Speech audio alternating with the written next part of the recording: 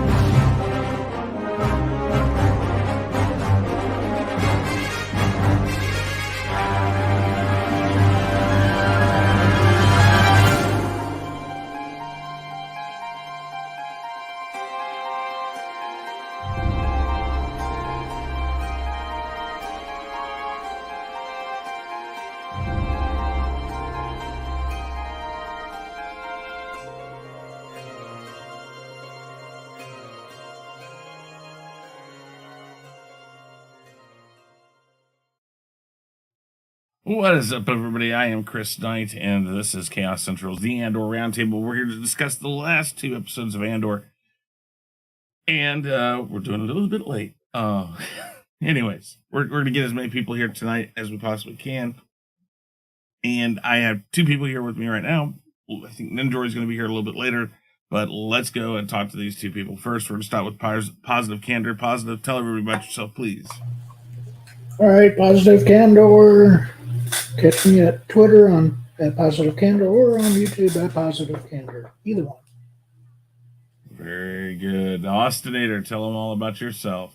Hello, everybody. I'm the Austinator. You can just find me everywhere. I'm kind of lazy at this point. I don't really do a lot on my channel, but when I do, just go and subscribe because I do some really fun stuff. Thanks for having me on, Chris. Thank God this is the last two episodes of Andor, so now I don't have to talk about Star Wars for the rest of the year. Oh, you don't like it? I do. I just, it's Star Wars, I cannot believe that you're hating Star Wars that much.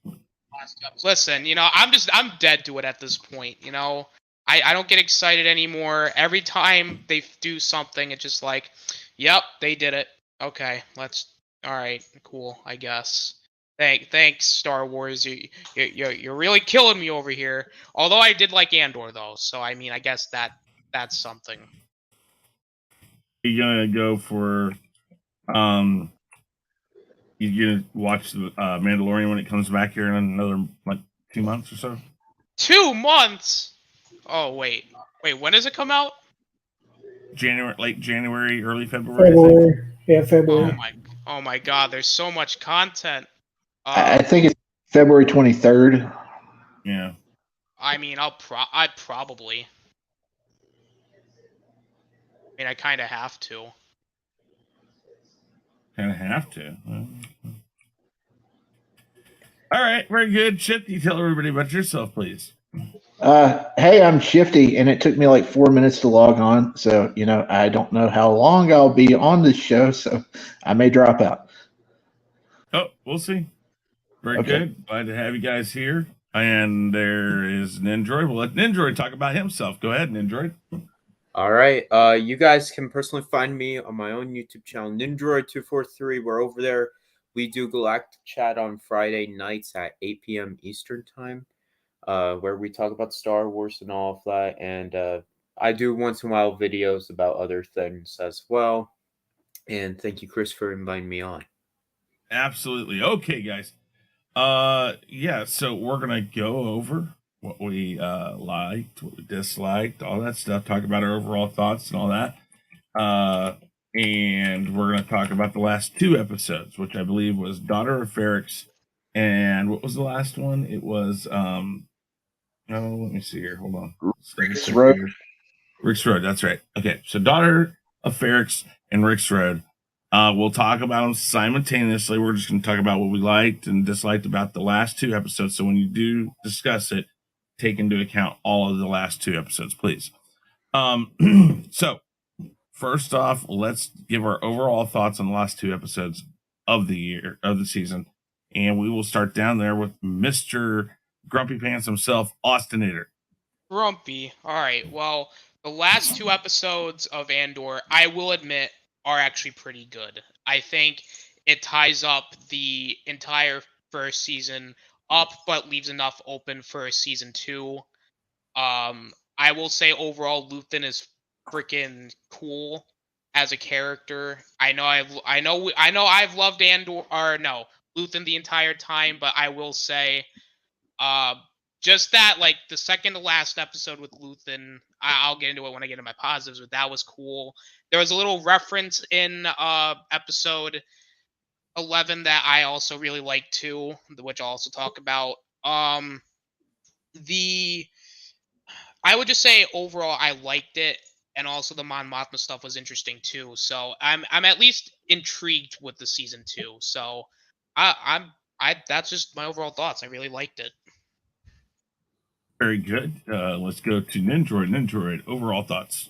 All right. I gotta say that these last 2 episodes really made the whole rest of the season a lot more stronger, in my opinion. And I honestly think this might be the best Star Wars live action show thus far. So yeah. Last 2 episodes, though, I gotta say, were probably some of the strongest episodes. And Luthen, once again, I do agree with Austin, is by far one of the most interesting characters that has come out of the Disney era of Star Wars. And I can't wait for season 2. So, yeah. Very good. All right. Shifty. Okay, yeah, I definitely agree that Luthen is a fantastic character. He, especially some of the stuff we saw in the finale, he reminds me so much of Dooku in a way, as you know, he was the guy that constructed the Clone Wars behind the scenes, and now Luthen's constructing, you know, the rebellion. And it's definitely the best Star Wars show we've got. I mean, just from the acting and writing alone. I've got a lot of initial thoughts because 2 episodes, but last week, episode 11, it felt off to me. It didn't really work until I went back and after I had seen the finale, so that kind of helped it in retrospect. Marva's death being kept off screen, it was kind of weird. It just to, you know, just to keep that off screen. And the big thing was they didn't really go into the hanging, and that's what we was all expecting to happen in the Prison Break episode. I thought they were going to, you know, do the hanging and the prison break, and then they didn't even do the hanging in the next episode. So, and then they ultimately didn't even touch on it until the finale. I initially gave that a B, but I my score was raised after I saw the finale. We found out the hanging did happen off screen, but to not show the shopkeeper's son being consoled in an earlier episode, it just made it feel really disjointed for me. Even more so, I'd imagine, if you didn't even catch the line in the earlier episode where they were going to hang him. It was just weird.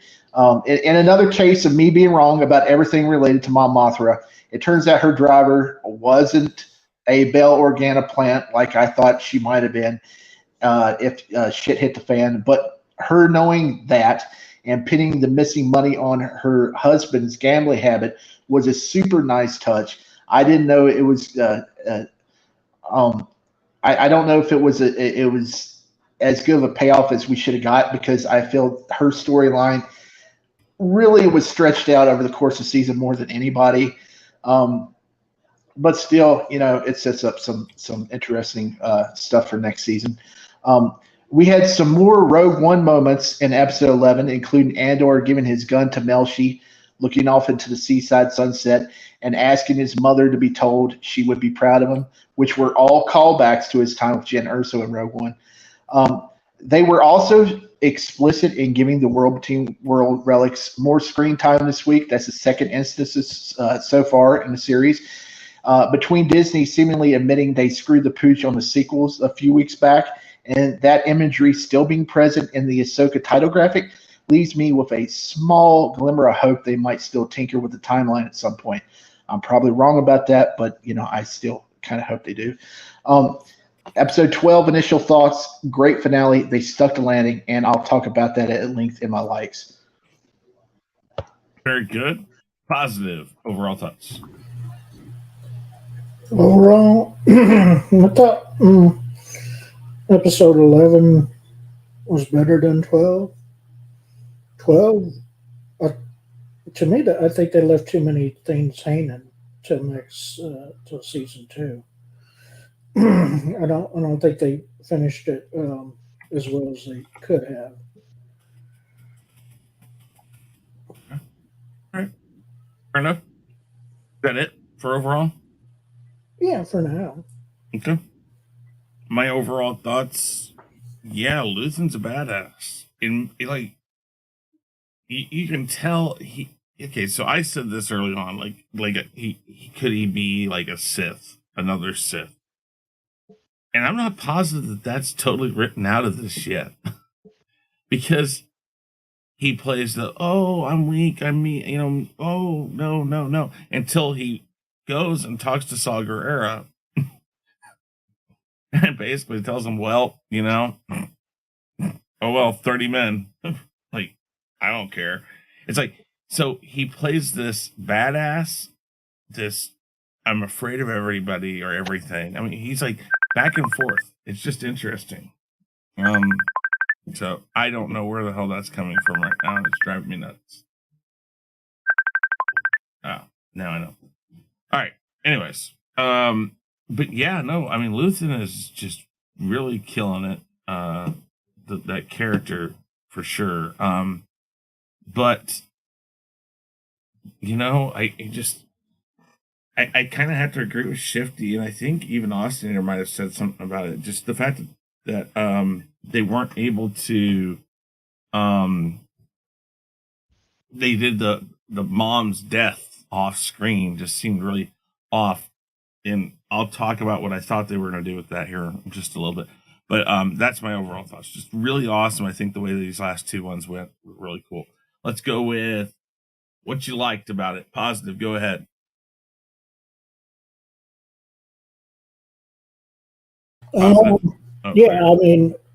If anything says Sith, it's the Bane his ship. When he freaking wrecked that cruiser, Imperial cruiser, with his twin lightsabers in that ship. I mean, if that doesn't scream Sith and Darth Maul vibes, I don't know what does.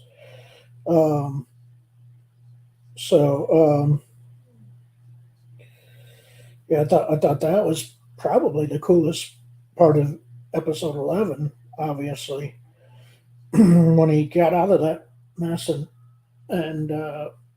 but then I'll get to that in my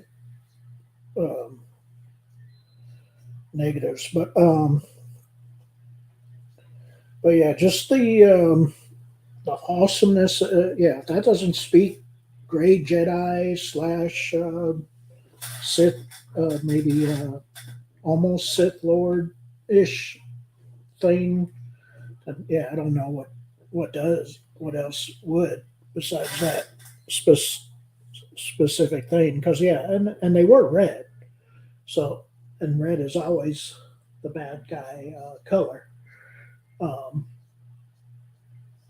And like I said, the way that they framed, I guess, the previous episode or so, when he's specifically talking to the guy in the elevator, reminded me so much of Vader and Luke's scene that, to me, he has to be a bad guy turned good for whatever reason. And I guess we won't find that out till episode or season 2. So that for Daughters of Ferrix, I thought that was obviously the best part of that. And the climactic episode 12. I mean, I hate to say it, but to me, it let me down a lot. like I said, they didn't tie enough stuff together. I guess I did that with my negatives, but otherwise, it's just something that's kind of bothered me that they left so much stuff hanging.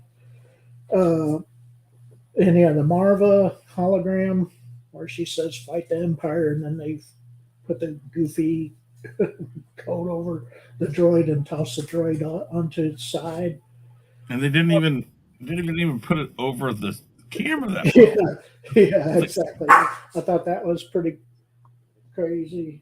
I thought that was weak, but I'm getting into my weak stuff now. But I'll talk about that a little bit, I guess, when we get to weeks, to the bad. Okay, very good. All right, Shifty, likes.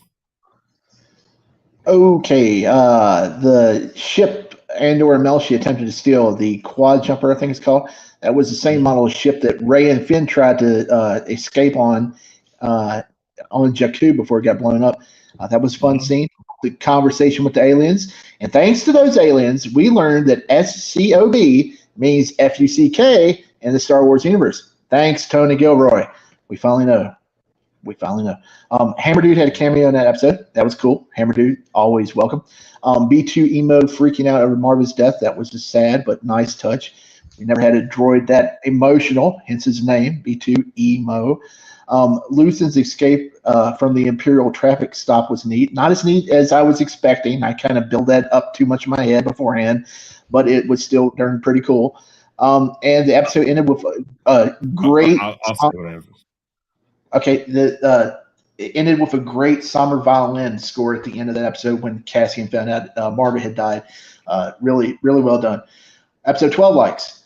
Some of the music early on in that episode is the best Star Wars scoring, old school Star Wars scoring we've heard from anyone other than John Williams in this new era of the property. Really great pieces of score throughout that episode early on. A great ominous shot of the stormtroopers overlooking an occupied Ferrix. That was so cool with the dark clouds overhead. A great marching band rendition of the Andor theme, which was foreshadowing the super well done funeral procession. I love how everything wrapped up in that event, or a lot of stuff did. With even minor scenes in the first few episodes coming into play with all the notable townsfolk like you thought you would never see before, having a moment in the story. Like that one dude that Cassian owed money to, he came back into play. Everybody but that big reptilian alien, we didn't see him. Where was he? Did he get the hell out of there when the Empire got there? I'd like to know where he was at. Yeah, but the funeral procession, Marva's speech, the reaction shots from both sides and the other characters watching from the sidelines, Brasso using Marva's brick as a weapon, Bell running into the smoke like Bruce Wayne at the first of BVS to go find Santa. Hammer Dude delivering that awesome Sparta kick to the Stormtrooper off the tower, and Cyril saving Dedra. All such great moments. Also Cassian listening to Nemec's manifesto recording before things popped off. Hopefully we hear more of that next season, as it has way more meaning to Andor now after Ferrix and his time in prison. And someone pointed out on Twitter that he might have had Nemec's manifesto strapped to his chest on his jacket in Rogue One, and I never noticed that. I'm going to go back and check that out. That's a really nice touch if that's what it was. Yeah, I've been reading some of those articles. Also, I like a little gesture. Yeah. Also, I like that little gesture of respect of Mosk and Cyril sitting on that shuttlecraft, and Mosk takes off his Premor hat and gives it to Cyril. That was so cool. Also, Bix saying Cassian would find them because she knows he never stopped looking for his loved ones was a nice callback to his sister. Now, this is where my fan fiction comes into play. What would have been cool had they taken a different route earlier in the season, and in that scene at the end, if they had revealed that Bix was his sister that he was looking for, or one of his his sisters, and all the main players in towns like Brasso and the shop owners were also children of Canary. And the person he was looking for in the first episode was just another one of his, sisters from the tribe.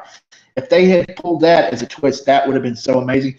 But they didn't go that route. They did, though, give us a really, really cool twist with at the end of the post-credit scene where we learned that Andor was actually building parts for the Death Star's reflector dish, the very thing that ends up killing him. That was awesome. Awesome. Great season. Okay, very good. Nindroid likes. Okay, so I'm gonna repeat a lot of what Shifty even said. So for episodes 11 and 12, Luthen's scenes with Saw Gerrera and his whole ship versus the Imperial. That's me. Sorry, go ahead. It's okay. His whole the scenes with his ship versus the Imperial cruiser and the TIE fighters were outstanding as well. I love his ship design. Really felt unique for Star Wars, and I kind of want more ship uniqueness like that in Star Wars as well. I felt like it was really well done, the design of the ship. Andor finding out about his mother's death at the end of episode 11, I felt was really good. I liked Marva's speech in episode 12. The scene where Andor's giving Luthen a chance to kill him at the end. I love that scene as well. I felt like that was executed very well for both characters. And the fact that now basically they're setting up in, during this time jump in between seasons, because next one is going to be like 6 months before Rogue One. We're going to probably get Andor's now probably a fully trained spy, assassin under Luthen. So that's pretty exciting to see, honestly. I love the post-credit scene with the reflector of the Death Star. Andor actually built the very thing that killed him. It's like poetry. It rhymes. It rhymes with the last one. Hopefully it will work. I like some of the other things as well, like the quad jumper that Shifty also brought up. Also, the whole thing with Mon Mothma's husband, legit. Apparently, he went to Canto Bight, so I like that they threw away that line. Yeah, oh, you went to Canto Bight? Yeah, that casino planet. How dare you? Andor freeing Bix, the whole thing with Marva's speech, that was amazing. The score in both episodes and the whole show has been amazing for the score. And also Andor listening to the manifesto. I loved really a lot of what we've seen in the last 2 episodes. So yes, very well done. Very good. Let's see here. Austinator, go ahead and tell us your likes. All right, so starting off, I have to say this because I'm a big Force Unleashed fan and a big Starkiller fan. The reference in the shop to the Sith armor that Starkiller wears in the Hoth DLC was actually really freaking cool. I mean, it's not exactly like it. There's still little differences, but it's very similar. And I'm like, oh, that's freaking neat. I actually really like that. Finally, Force Unleashed gets some love. Finally. Luthen, I thought in episode 11, I thought Luthen's whole thing with Saw Gerrera was awesome. Him saying, yeah, so by the way, I know you're agreeing to the deal now. However, we're going to have to, because 30 people are going to die. And just using that manipulation tactics, I was like, damn. I mean, it is very similar to Palpatine, isn't it? Because Palpatine was, pulling the strings out of everything just to get into power. Meanwhile, you have Luthen who's doing pretty much very similar things in terms of manipulating the whole In order for this plan to work, 30 people have to die because they're onto us, type of thing. Which I was like, yeah, that's actually pretty cool. I do agree with Shifty. The droid reacting to Marva's death, I was like, huh. I mean, you don't really see a lot of the droids really react to it. Like, for example, like in Padme's death, they're like none of the droids really react to it. They're just like, oh, we're getting our memories erased. Like that's really their only reactions. So the droid kind of, being with Marva for so long and then now realizing, oh, I'm gonna be by myself. It's kind of traumatizing in a way. So I was like, okay, that's kind of neat. What else with season? Oh, not season, but episode 11. The starship chase. I thought that was really fun. The action looked great. I love that thing he did with his two lightsaber things, and the way they set up the finale too, where everyone finds out about Marva's death, and they're like, "Oh, Andor's obviously going to be there, so we have to be there," type of thing. And Cyril like getting bitched at by his mother again for the 15th time, it feels like, only to then just sneak out. I was like, "Oh, okay, I see what they're going with this." The Mon Mothma stuff again, I thought was really interesting with the whole daughter and how they're kind of like, she shouldn't, do that thing where with the customs and stuff. Because I guess I don't know how to describe it, but I guess it's their, I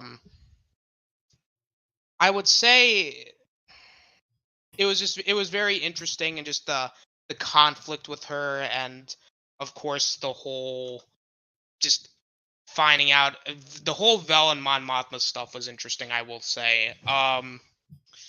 And with episode 12, yeah, more of a speech. The action after the speech with the whole riot, I thought was really fun, especially when the stormtrooper climbs up the tower and then he gets kicked off. Although I do have a little nitpick about that. The music was great. I do like the end where Andor is like, "Hey, Luthen, you should kill me because obviously you don't need me anymore." And then Luthen just gives him that smirk of, "Oh, don't worry, I ain't killing you, but you're sure gonna wanna be."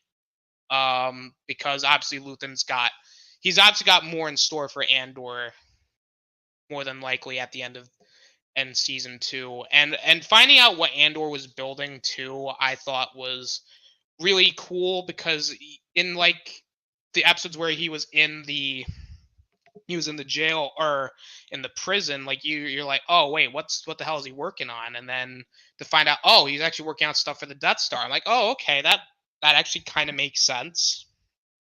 Mm-hmm. What else? Is that it? Oh no, the big stuff too, with her being so traumatized where she's like shaking, she's screwed up. It's like it is kind of interesting with that too, because of the whole like torture aspect as well, where like obviously when you get tortured, you're not coming out the same. Obviously you're gonna be traumatized. So the way that she performed, the actress who performed as Bix, I think she did a great job kind of showing off like the trauma that she showed. And of course when Cyril like saved Dedra, I'm like, oh my god, no. Is this going to be a Harley Quinn Joker moment? Meaning Dedra's going to be Joker and Cyril will be Harley Quinn, where, he's just like the sidekick, and then she's like, hey, do this for me. And then he's like, and then he's going to be a simp for her. I'm like, oh gosh, there's enough open for season 2. So overall, I would say that those are my positives. Okay. All those things you guys mentioned for sure. I'm still going back to Luthen, the way that he is in the last 2 episodes. There's a very different feel to him, and like I said, even his ship makes me. What color were the lightsabers that came out? Red. Exactly. And so I still get this feeling like, and I don't know, I can't remember which one of you that said it, that he might have been a bad guy, but now he's fighting for good. I'm not positive that that's even the case too. most of his motives and most of what he's done has only done one thing, that's caused anarchy all around to the people like Mon Mothma who were trying to gradually find a way to take the Empire out or to do it democratically. Down to the and Val and was it Val? Was that the chick that worked for Luthen? Yes. Yeah. Vel, VEL, I think. Oh, anyways, her and her girlfriend, they're so focused on taking the Empire out. So you have the two extreme sides, and what he's doing is he's using both sides to collide against each other's principles and at the same time against the Empire, which only makes them fight back. That is a very Sith move. Again, a lot of what he is doing, whether or not it does lead to the later on the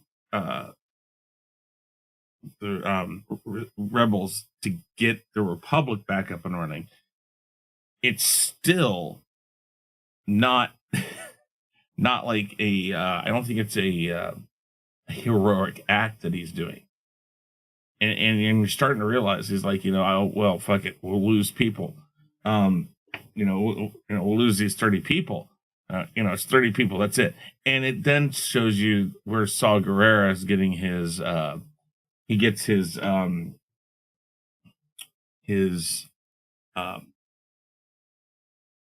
shoot, I can't even think of the word right now. His.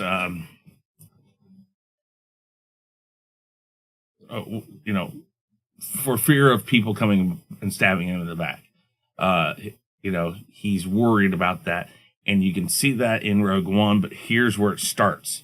He realizes this guy he knows a lot more and he's doing a lot more than he realized ahead of time. So he knows there's a lot of things up. So everything that he's doing is playing a lot of different people and putting a lot of different people in different positions they didn't expect. So I think it's really interesting. And then I saw those red lightsabers and I'm like, I don't know. But, whatever. Again, I really did like how they did the final episode. It starts off relatively slow. And then when they start to take the street before the Empire, one of them to take the street, the tension builds. But as that whole scene's going and they're moving, it's like it gets, that tension just builds and builds and builds and builds and builds and builds, and then it just explodes. And it's really, that was very well done. That just crescendo to that ending.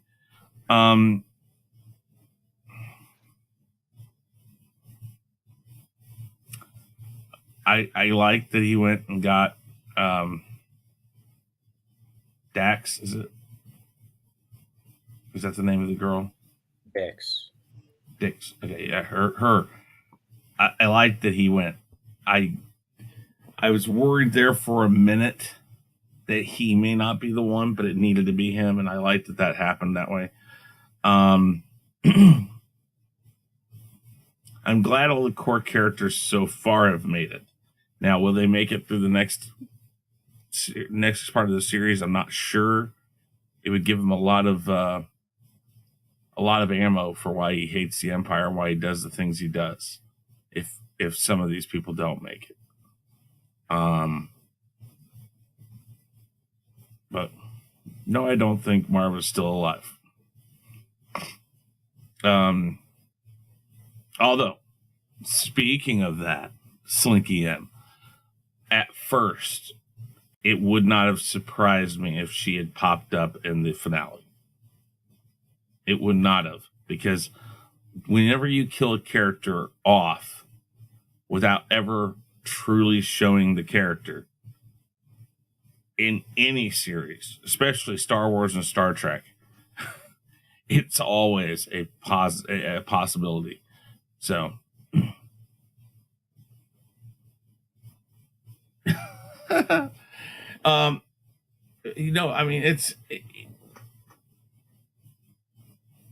it's a factor when you say the whole show feels like unnecessary. I don't know about unnecessary. I think what I like about it is that it's the outside stuff of what we've seen everywhere else. And it gives us an inside look at how things got started. And I like that. It might not be everybody's cup of tea, but, and then the last thing, when we saw the Death Star scene, I did like that because one of the things I've always wondered is how did they keep those metal plates all together? We got our answer. That's what they were building, was the connecting pieces. So,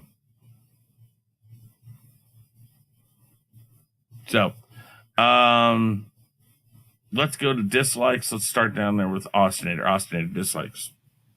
Yeah, so I will say with episode 11, I felt like the Andor stuff wasn't necessarily the most interesting. I mean, you don't really see him in the episode. Like, you do see him a bit, but primarily the focus is on Luthen and Mon Mothma. Like, he shows up a good chunk of it, but even when you do see him, I feel like Andor, it was just okay.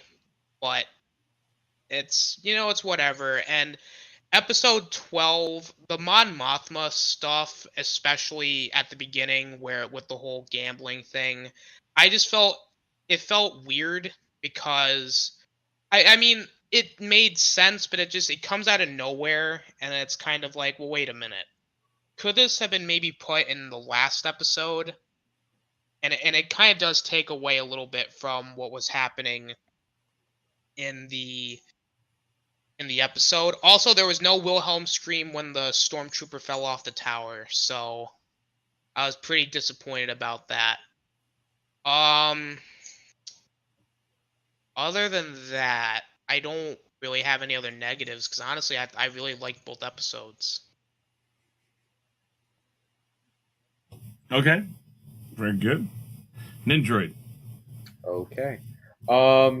Yeah, I actually have to agree with Austin about the whole Mon Mothma with the whole gambling thing. Like, to me, it just kind of came off like they just painted it as such a small thing at first, which, I mean, I just felt like, like that's the payoff to that. I feel like it could have been a lot better, honestly. And also, Marva's death being off screen as well. I have to say that is weak as well. As well as some other stuff as well. I also have to admit that episode 12 did kind of leave things way too open. I think someone should have died out of the main characters, like maybe Vel or whatever, like, because I don't really see those characters like Vel and her girlfriend, or some of the characters of the Ferrix crew even appearing in next season. Like, I don't see the importance of those characters, so it's like they could have killed them off, or some of them, and trying to think of what else negatives. Oh yeah, I'll actually take a Star Wars theory on this one, with the bricks and screws thing. I understand what Star Wars theory was complaining about. It's just not a huge negative for me, but it's more like a nitpick, because yes, the bricks do seem like our world and all of that. So yeah, I guess that's a little bit of a negative. And besides that, yeah, there's really nothing else. Okay. Shifty. I actually love bricks and screws. Episode 11. The choice of not playing the screams they tortured Bix with hurt this episode, as her recalling what the doctor said and not being haunted by the screams themselves didn't make a lick of sense. There's no way she would be focusing on what the doctor said afterwards instead of those screams. They should have just that might be the dumbest scene in the whole entire show. Cyril's mom needs to lay off the Virginia Slims. Did you hear her voice when she woke him up in that episode? Call for you. And then later he goes and steals her cigarette money. She's got a bad habit, but that's not cool, dude. Also, it had been over a month and no one noticed the case sitting on top of the shower in the hotel. What? That didn't make a lot of sense there either. Episode 12, dislikes. When Hammer Dude kicked Home Skillet out of the tower, instead of the Wilhelm scream that they didn't use, he should have actually yelled, "You should have used your hammers." Also, I was expecting at some. All right, listen. Comedy like that's going to get you kicked. Oh well, get ready for this one. I was expecting somebody. I was expecting somebody in the episode to say, "Marva, why did you say that name?" All right, yeah. I know you're waiting for it. So just yeah.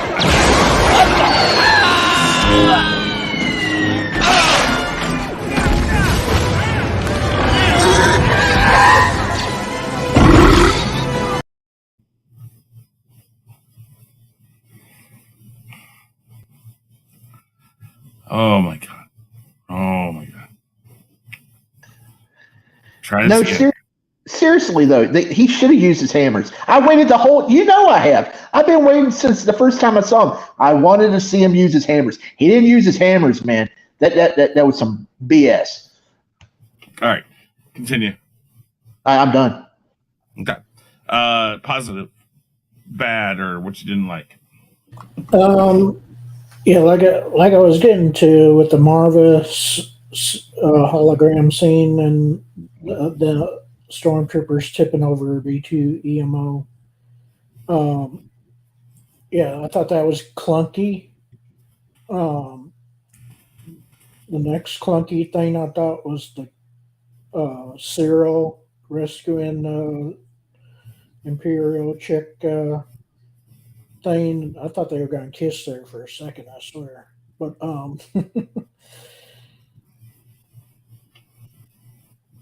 Okay. I thought that was very clunky. Just the way that the whole riot kind of thing. Number one, there's nobody guarding Bix, really. I mean, come on. I mean, this thing has plot armor galore. That's the worst thing I hate about it. There's too much plot armor. Well, yeah, but there's always plot armor. Yeah, but I mean, really, you're gonna leave. I mean, granted, the freaking bomb the guy threw. Okay, wait, time. Okay, so you're calling out the fact. Okay, so there was at least one or two guards he went past, correct? Yeah, two. How many guards did Luke Skywalker, Han Solo, and Chewbacca go through to get into the prison area, the detention area on the Death Star? Not after they were found out, but before they were found out. Well, they knocked out, obviously, the two that came on this Millennium Falcon. Well, no, what I mean is when they got there. So, okay, 2, 4. I think it was a total of like 4. In a whole fucking Death Star, they made it all the way to the detention level. Got they her were out. just the stormtroopers then. But that's my point. You want to talk about plot armor? That was plot armor too. So, Let's go ahead. I mean, that's fine. I understand where you're going with it, but I'm just saying it's always there. You just got to look for it. Yeah. Okay. But yeah. And then what else was I going to mention?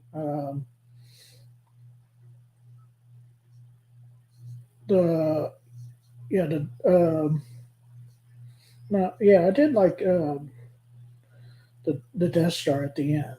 Don't get me wrong. And I thought that was a cool shot of its laser still being built, basically above wherever the heck it was, and everything. But it kind of makes me wonder if that thing is already manned or not.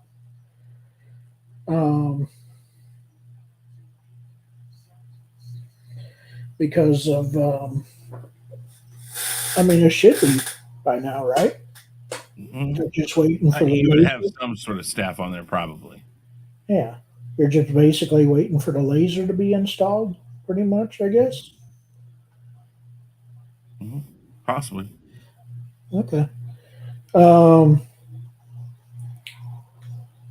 And then,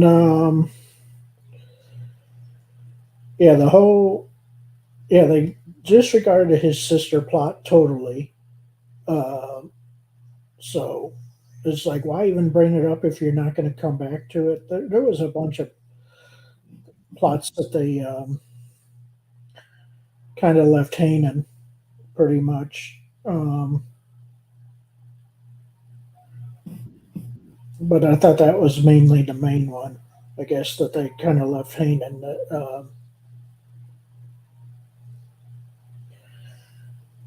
Was the whole sister thing, because it's basically the first thing that they mention almost in the whole show, and yeah, I just did not think that they wrapped it up that great, to tell you the truth. But they didn't need to be wrapped up. I mean, we got a second season, so that's kind of the whole idea. Well, yeah, there's 2 seasons, but I don't know. It just felt kind of rushed in a way. The final 2 episodes, they weren't, to me, as exciting as the previous ones.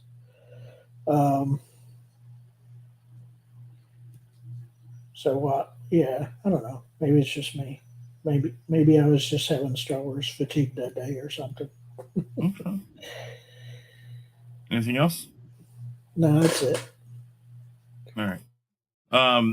Dislikes for sure is Marva not dying on screen, or not dying, like, I don't know, something like Andor gets there and she dies knowing that he's okay or that he made it back. I don't know, something like that I probably would like better. I kind of expected more. It's like, okay, so the whole riot scene, it's like, so they start the riot and there's one bomb they throw, but you're telling me that everybody in this town, even this kid who made this bomb, didn't like talk to each other the whole time? And I mean, it's obvious that they're talking secretively at times. So none of them said, hey, bring a blaster, bring a drill, bring a hammer, do something. It's like, I mean, because literally, what was the point of it then? Because, I mean, they were like, the Imperial troops there were just literally mowing them down, which is like, fine, I can see that happening, but it's like, they didn't even have a rudimentary knowledge of how to riot properly. It's like, they started it, and that was it. It's like, they didn't even have, it's like, okay, so we're going to start the riot. All right. And what do we do after that? What? What do you mean? What do you do after that? What do you mean? Yeah, like, okay, we start the riot. Then what do we do? I don't know. We could just start the riot and we'll see what happens. Well, you know what's going to happen. So, I mean, that it wasn't like I didn't like that episode. It just seemed like a really crappy, like, not planned. So, I mean, I guess with, Marva doing her speech there, maybe it wasn't planned, but it seemed like when they started early and there's all this talk going around, you would have thought they would have made that a little better. Like, they actually planned to do something about it. All it's going to do is make the Empire send like thousands of troops there just to lock the place down. So, I mean, it's obviously, what'd you do? Nothing. But in the grand scheme of things, is Ferrix really going to be the type of place that, is remembered for this skirmish? No, probably not. But whatever. Yeah, it was mostly peaceful rioting. Almost, yeah.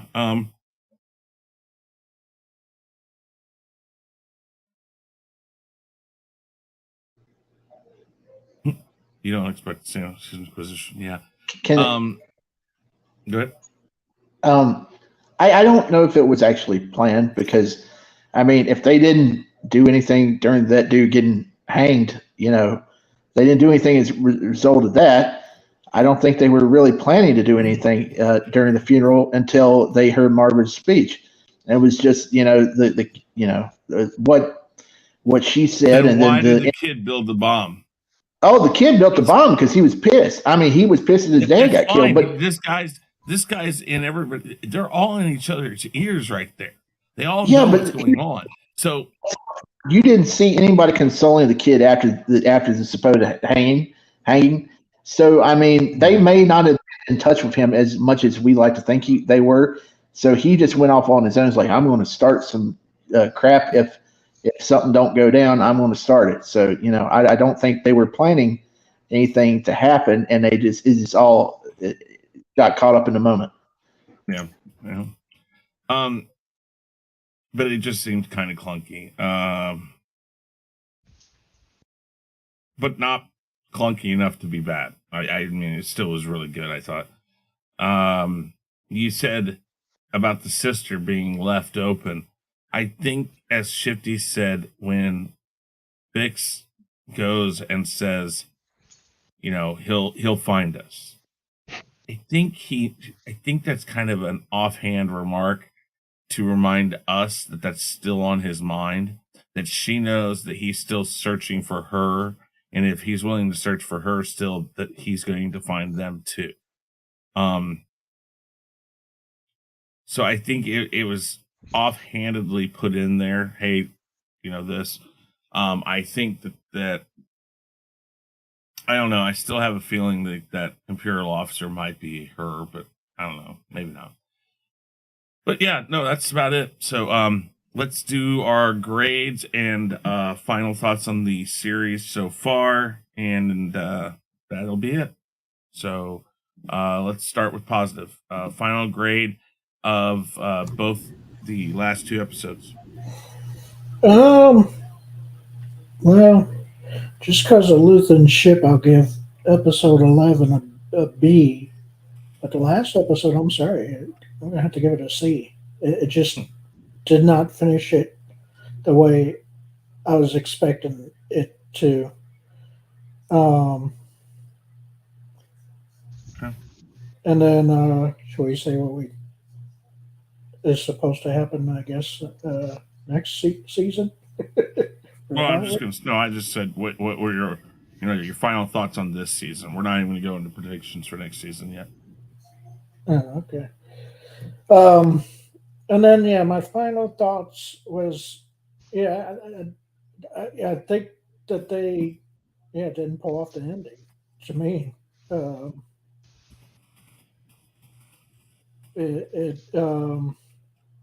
Besides the Death Star scene, that's the only thing that redeems the last episode, to me. Besides that, it's almost like a non-watch because of the cringy Cyril and Imperial lady, plus other little things here and there and stuff like that.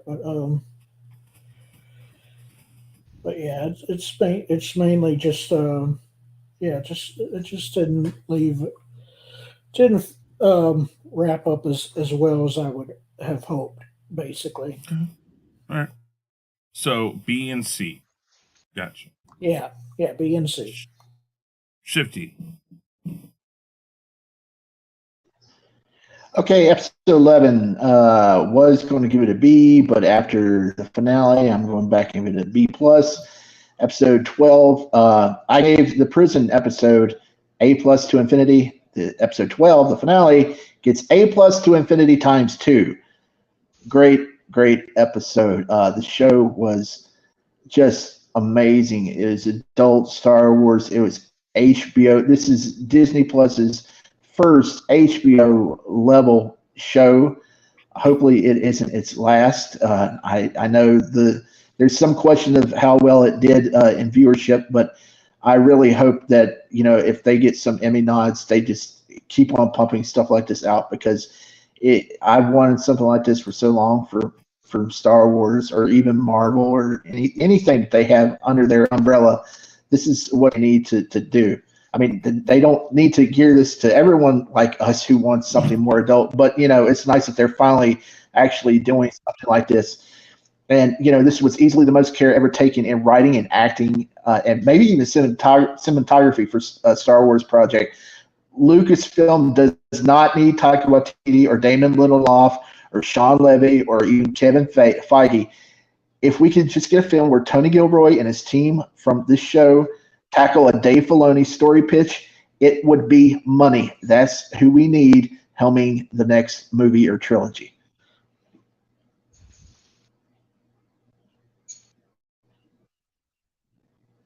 Very good. Let's hear Nindroid. Go ahead. You're muted. No? Okay. Hello? I'll give Yep. no. All right. I'll give episode 11 a B and episode 12 a minus actually. Great first season, I have to say. Probably my favorite season out of live action Star Wars thus far, and I can't wait for season 2, really, so yeah. Okay, very good. Austinator. I'm gonna give episode 11 a B plus, and I'm gonna give episode 12 an A minus. As far as overall grade, it's probably a. I'm gonna say I gotta be consistent with my grading. I'm gonna give it a B plus. I think overall the show, out of all the shit we got from Disney Plus this year, which a lot of it was bad, I will say this was probably the best one out of all of them. Because let's face it, Book of Anything But Boba Fett was literally just anything but Boba Fett, and Obi-Wan was, it was alright, but just nothing incredible. But I will say though, I just think that Andor fixed a lot of what I did not. Anyway, Andor, I think, fixed a lot. I think I've said this multiple times. With Andor, it fixed a lot of what I've been complaining about with these shows. Because before Andor, the episodes were very short. We get a shit ton of credits. There wasn't a lot of meat to it. And then there was also a lot of filler, to the point where it was like, by the time we got to the last episode, it was just like, oh, it's the final episode. But the episodes are longer. The series is overall longer, so it gives the story enough time to breathe. The tone is great. I like that the story's more straightforward and there's not a lot of stupid side stuff. I feel like everything in the plot actually mattered. And I will even say the pacing overall was very consistent. Like, besides for like maybe episode 2, which I was not personally a big fan of, I thought it was pretty good. I would even go as far as say Andor is better than every single one of the Marvel shows, which again, that's not necessarily hard to do, but it looked great. The music was good. It was great. I'll give it that. It was really good. And I am intrigued with the season 2 with what they set up. Maybe we'll get kind of because I think it's only gonna be 2 seasons, right? Like there's not gonna be so. If there's a season 2, then maybe. Well, I'm not gonna give my predictions, but I'm curious with the season 2 and see how they're gonna wrap that up. But yeah, but B plus. Okay, very good. I will go with. I will go a B for episode 11 and an A minus for episode 12.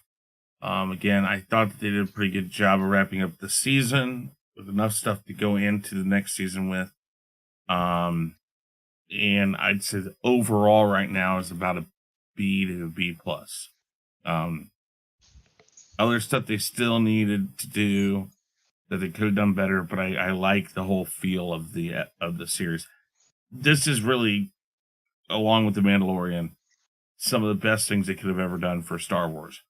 And I know a lot of Star Wars fans don't like these, but the problem is that you have to look at it from this point of view, is that this is stuff that fills in the feel of the universe, the stuff that we never got before. And I will admit, it's the stuff that George Lucas didn't want to do. It's the stuff that he didn't want to add in there because he felt it was a waste of his time. But this is EU material stuff. This is stuff that builds into the lores, that builds into everything else, which is why I find it so surprising that people who like the EU hate this and The Mandalorian, because all they want to do is tear it apart. And it's like, if you guys don't look at what they're trying to do, which is basically say to the EU fans of, we're going to give you something, and yes, we may not give it the same name of this character, the same name, but what we're going to do is we're going to honor the characters you love, but maybe make new ones that incorporate 5 or 6 of them into one. Why can't you just say, okay, I'm going to give it a try? They go into these things and they just want to rip on it immediately. Folks, they're trying. This is so heavily influenced by Dave Filoni and Jon Favreau right now that it's not even funny. And no matter what's going on in Disney right now, no matter what you believe, if Kathleen Kennedy's getting fired, which I really don't think she is, but whatever, it's something that I feel like they're trying to give us quality material to enhance the world of Star Wars. And I love this. I love this stuff that has nothing really to do with, I mean, put it this way, you get more actual hardcore Star Wars stuff in Mandalorian than you did in this. But Rogue One worked so well that I feel like these 2 seasons are going to build into Rogue One, which builds right into Star Wars. So we're getting, like, we're starting to piece things together where there's no gaps. And I love that. I love that. Look, here's what happened, and then here's what happened, and here's what happened. And with Obi-Wan and with Mandalorian, we're filling in these gaps of time. So I really like this stuff. So with that said, though, that's my thoughts on it. Do or do not. There is no try. That's right. All right. So one more time, we'll go around and have you guys all say something really quick about yourselves and your channel. Austinator, start. Hello, everybody. I'm the Austinator. I just do a bunch of stuff. I'm too lazy to do stuff on my own channel, so I just show up on everybody else's channels. When I do stuff, you know, it's a fun time. Just go check me out. Thank you, Chris, for having me on. This was a very, I'm gonna be honest. I was not like excited for Andor, and I'm willing to put my foot in my mouth and say, look, it was good. I'll say that. So that's all I got. Cool. All right, Ninja, go ahead. All right. You guys can personally find me on my own YouTube channel, Ninjroid243. Where over there I do a lot of fun stuff, which is Star Wars related, Marvel, DC. I do reviews as well. Go check it out when you have the time. And this was a great roundtable, Chris. Thank you for inviting me on. Thank you. And it was fantastic talking about Andor. Yeah, no, and when we get back to the next season, I will definitely invite you guys. And don't forget, I will invite you guys on to the Mandalorian one too again, because we'll be doing that before too much longer. Yes, I know, but they are trying. Doesn't matter if they do or do not. They are. So, anyways. And Shifty, go ahead. Hey, I'm Shifty. You can find me in all sorts of different chats, and you can find me on the Twitter. I don't know if you really want to follow me on the Twitter, but you can if you want to. I didn't think I was going to make this one, but I'm glad I did. My internet's been crap for a while, but yeah, I made it. Yeah. Last night was terrible. I was buffering every couple of minutes on 144p. That wasn't fun. But yeah, thanks for having me on, Chris. I've had a ton of fun discussing the show with you guys, and looking forward to maybe getting on the Mando Roundtable in a few months. I don't know if I'm going to be keeping Disney for the Bad Batch, though. I may play catch up on that one. Okay, very good. Positive, go ahead. All right, Positive Candor here. You can check me out on YouTube at Positive Candor or on Twitter at Positive Candor. And I heard that for season 2 that each 3-episode part is like a year, basically. So like because it's 5 years, so each 3. So this was, I guess, the first year, and then so we'll have year 2 for the first 3, then year 3 for 4, 5, 6, and year 4 for 7, 8, 9, and then finally year 5 leading up to Rogue One for episodes Mhm. I heard that too. 10, 11, Yep. 12. So that's the only thing I wanted to mention is that's what I heard what they were going to do with season 2. So I guess we'll just get like little mission, like 3-episode missions each, I guess, of whatever mission they're going to do. I would imagine, and we'll see what happens. Very good, very good. And I am Chris Knight. Real Review 3000 is my channel. Of course, this is Chaos Central. If you guys stay here, I know Danny is going live with Chaos Conversation. I got to run over there. So with that said, guys, thank you, everybody. Thank you for everybody who watched. We greatly appreciate it. And we will see you later. Everybody say bye-bye. May the force be with you. Bye.